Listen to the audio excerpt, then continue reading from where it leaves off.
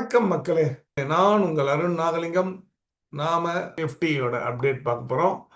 Nifty monthly chart டைரக்டா போயிடலாம். நிஃப்டியை பொறுத்தளவில் உங்களுக்கு இந்த மாசத்துல வந்துட்டு இது வரைக்கும் உங்களுக்கு பாசிட்டிவாக தான் இருக்கு. 381.69, 22,713 2 ஏப்ரல் அன்னைக்கு க்ளோஸ் ஆயிருக்கு. Any rice strong resistance 23,783. நிஃப்டியை பொறுத்தளவில் வந்துட்டு ஜஸ்ட் புல் பேக் தான். என்னை பொறுத்தவரை பேட்டர்ன் படி பார்த்தோம்னா நம்ம இந்த சப்போர்ட் 21,743க்கு கீழே வரணும். ஏன்னா நம்ம இது வந்துட்டு ஒரு எக்ஸ்பேண்டட் ஃபிளாட் ஃபார்மேஷன் பார்த்தோம். ஸோ அதுக்குண்டான டவுன் சைட் டார்கெட்டுங்கிறது மினிமம் டார்கெட்டுன்றது உங்களுக்கு இதுக்கு கீழே வந்தாகணும். 21,743 போது உங்களுக்கு இங்கே 18,883 டார்கெட் இருக்குது. அதுக்கு முன்னாடி வந்து 19,240 ஒரு டார்கெட் இருக்குது. 19,240 அதிகபட்சமாக 18,883 அது வரைக்கும் வரலான்னு மந்த்லி சார்ட் சொல்லுது. இப்போ இதனுடைய சப் எப்படி இருக்கு வீக்லியில் அப்படின்னு பார்ப்போம். வீக்லியை பொறுத்தவரை பார்த்தோம் சொன்னால் உங்களுக்கு வந்துட்டு 5 வேவ் வரணும். அதில் வந்து பார்த்தோம் சொன்னால் தேர்ட் வேவ் வருது. இப்போ ஆக்சுவலாக வந்து 5% வேவாக உங்களுக்கு 5 வேவ் வரணும். அதில் வந்து தேர்ட் வேவ், அதில் அந்த தேர்ட் வேவ் அது ஒரு 1 2 3 4 5 வருது. ஃபர்ஸ்ட் வேவ் செகண்ட் வேவ் இப்போ கம்ப்ளீட் ஆனாலும் இப்போ சப்போஸ் இப்போ இந்த வாரம் பொறுத்தளவில் 22,713க்கு மேலே போச்சு அப்படின்னு சொன்னால் ரெசிஸ்டன்ஸ்ன்றது 23,597 அந்த லெவல் வரைக்கும் போகலாம். போயிட்டு திருப்பியும் அகைன் உங்களுக்கு வந்து செல்லிங் ப்ரெஷர் தான் வரும். வந்தாலும் திருப்பி கீழே தான் வரும். அப்படி வரும்போது உங்களுக்கு 19,240, 18,883 அதில் உங்களுக்கு வர வேண்டிய டார்கெட் இருக்குது. பட் ஆனால் வேவ் வந்து இன்னும் இருக்குது. அப்போது ஒரு தேர்ட் வேவே 5 வேவில் வரும் அப்படின்னும் போது உங்களுக்கு தெரியும், ரூல்ஸ் எல்லாம் தெரியும். 1+4 அதே மாதிரி இங்கே வந்துட்டு 1+4 அப்போ என்னாச்சு அப்படின்னு பார்த்தோம்னா மொத்தம் வந்துட்டு 9 வேவ்ஸு பெண்டிங்கு. அப்போது இது 4 இது 5 9 வேவ் வர வேண்டியதில் உங்களுக்கு இப்போது 5 வேவ்ன்றது வந்துகிட்டு இருக்கு. 5வது வேவ்ன்றது வந்துகிட்டு இருக்கு. அப்போ மேலே இப்போ 6th வேவ் மேலே போகணும் வீக்லியில். அப்புறம் திருப்பி 7th வேவ் வரணும். அப்படி வந்தால் தான் இதனுடைய தேர்ட் வேவ்ன்றது கம்ப்ளீட் ஆகும். 5 டிகிரி 5% வேவ் அகைன் திருப்பியும் ஒரு அப்சைடு வேவ், திருப்பியும் அகைன் ஒரு டவுன் சைடு வேவ். ஸோ இது வீக்லியில் போகிறதுனால இன்னும் சில மாதங்கள்ன்றது இது கீழே வர்றதுக்கு நிறையவே வாய்ப்பு இருக்குது அப்படிங்கிறது தான் இது காமிக்குது. இப்போதைக்கு சின்ன புல் பேக்ன்றது பாசிபிள். அது 23,597 அந்த லெவல் வரைக்கும் ஈஸியாக போகலாம். அப்படியே போனாலும் மிஞ்சி போனாலும் எக்ஸ்ட்ரா போனாலும் ஒரு 200-300 பாயிண்ட்ஸ் எக்ஸ்ட்ரா போகலாம். அவ்வளோதான். சூப்பராக உங்களுக்கு காமிச்சிட்டு இருக்கு சார்ட்டு.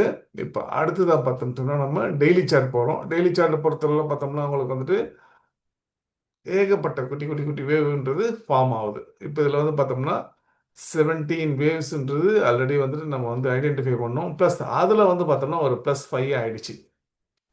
ஓகேவா? ஃபர்ஸ்ட் வேவ், செகண்ட் வேவ், இது தேர்ட் வேவ், இது ஃபோர்த் வேவ், ஃபிஃப்த் வேவ்ன்றது வரணும். அதனுடைய டார்கெட்ன்றது 21,878 இருக்குது.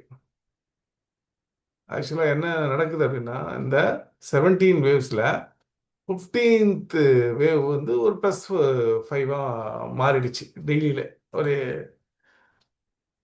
அப்போ என்னாச்சு உங்களுக்கு திருப்பியும் வந்துட்டு 17+5 அது மாதிரி உங்களுக்கு இங்கே மாறுது. திருப்பி இது 1வது வேவ், இது 2வது வேவ், இது 3வது வேவ், இது 4வது வேவ், திருப்பி 5வது வேவ் மாறினாலும் திருப்பி உங்களுக்கு வந்து இது 15th வேவாக தான் இருக்கும். 17th வேவ்ல அதாவது ஒரு தேர்ட் வேவ்ல இதெல்லாம் நடக்குது.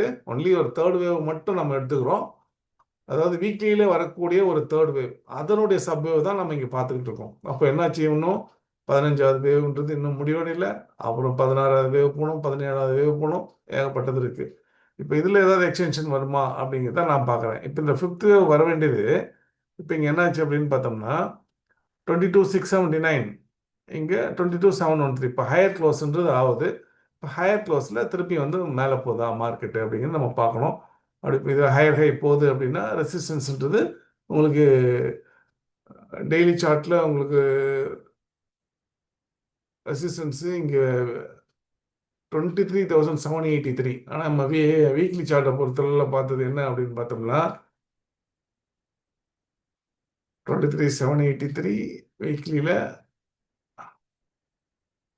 அதுக்கு மேலே 23,597 ஒன்று இருக்கு. ஓகே, ஸோ அதையும் நம்ம ஆட் பண்ணிக்கலாம்.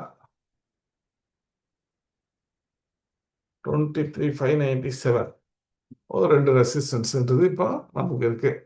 அப்போ மிஞ்சி மிஞ்சி போச்சுன்னு சொன்னால் இங்கே ஒரு 300 பாயிண்ட், அங்கே ஒரு 200 பாயிண்ட், ஒரு 900 பாயிண்ட்ஸ்ன்றது 900 பாயிண்ட்ஸ் டு உங்களுக்கு கிட்டத்தட்ட அந்த பக்கம் ஒரு 300 பாயிண்ட்ஸ், 1,200 பாயிண்ட்ஸ் வரைக்கும் மேக்ஸிமம் ஒரு ரிலீஃப் ரேலின்றது கிடைக்கலாம்.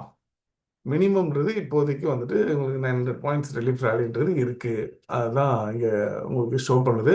சப்போஸ் இது முடிஞ்சுது அப்படின்னு நம்ம நினச்சோம்னா, இல்லை மார்க்கெட் வந்து இப்போ இதுக்கு கீழே போகுது அப்படின்னா என்ன ஆகும்னா, இங்கே ஒரு 1+4ன்றது வரும்.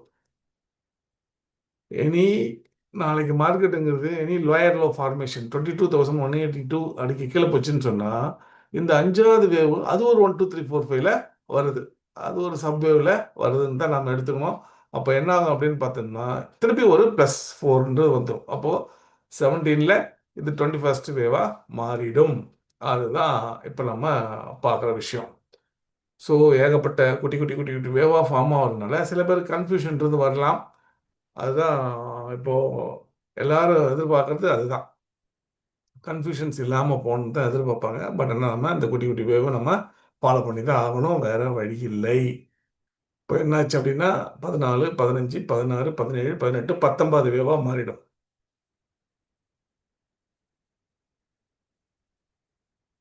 19, 22ல் உங்களுக்கு மாறிடும்.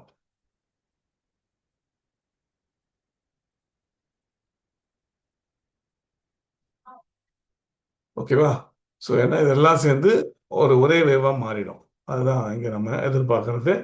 ஒன்று 15th வேவாக மாறும், இல்லைன்னா இந்த எல்லாம் 1+4ன்றது இது 15, இது 16, இது 17, இது 18, 19ன்னு கீழே வந்துடும். ஓகே, இது முடிஞ்சிடுச்சு நம்ம எடுத்துக்கிட்டோம்னா புல் பேக். அதுதான் நம்ம எதிர்பார்க்குறோம். ஒன்ஸ் இது கீழே போச்சுன்னா ஃபர்தராக +4ன்றது ஃபார்ம் ஆகும். இல்லைன்னு சொன்னால் ஒரு குறிப்பிட்ட அளவுக்கு ரீட்ரேஸ்மெண்ட் இருந்து போகிறதுக்கு நிறைய வாய்ப்பு இருக்குது. இதுதான் நம்ம பார்க்குற விஷயம். வார்ன்றதுனால நம்மளால் வந்துட்டு எதையும் வந்துட்டு உறுதியாக சொல்ல முடியாது. அது இப்போ நம்ம எதுவும் எதிர்பார்க்க முடியாத ஒரு சுச்சுவேஷனில் இருக்கும். அதனால் டோட்டலாக எங்கே முடியுதுன்னு பார்த்து நம்ம வாங்கணும். சப்போஸ் ஏதாவது வந்துட்டு புல் பேக்குன்னு வந்துச்சுன்னா நமக்கு இருக்கக்கூடிய ஸ்டாக்கு ஓரளவுக்கு லாஸில் வரக்கூடிய ஸ்டாக்கு கொஞ்சம் கொஞ்சமாக விற்று அது நம்ம கீழே இறங்கி வந்தால் வாங்கிறதுக்கு நம்ம ட்ரை பண்ணலாம். இல்லைன்னா இது குறைஞ்சது நம்ம ஏற்கனவே சொன்ன மாதிரி இன்னும் ஒரு 4-5 வாரன்றது மினிமம் போகும். மேக்ஸிமம் 8லேருந்து 13 வாரம் வரைக்கும் போகிறதுக்கு நிறைய வாய்ப்பு இருக்குது டவுன் சைடை பொறுத்தவரை. ஏன்னா எக்ஸ்டென்ஷன்றது அதிகமாகிட்டே போகுது. அதில் தலைவலிகள் இன்னும் அதிகமாகலாம். நம்ம என்ன எதிர்பார்க்குறோம், குறையணும், மார்க்கெட் வந்துட்டு ஏறணும்னு எதிர்பார்க்குறோம். பட் ஆனால் இங்கே வந்துட்டு ஃபார்மேஷன்றது கொஞ்சம் ஏடாக்கூடமாக வருது. வந்தாலும் கொடுத்தாலும் அது ரிலீஃப் ரேலியாக தான் இருக்குமே தவிர மெயின் ரேலியாக இருக்க வாய்ப்பே இல்லை. ஓகே, வார் முடியாத வரைக்கும் நம்ம ஒன்றும் பெருசாக எதையும் உறுதியாக சொல்லிவிட முடியாது. கரெக்டிவ் பேட்டர்ன்றது ரொம்ப காம்ப்ளிகேட்டடாக போயிட்டுருக்கு. இதுதான் நம்ம தெரிஞ்சுக்க வேண்டிய விஷயம்.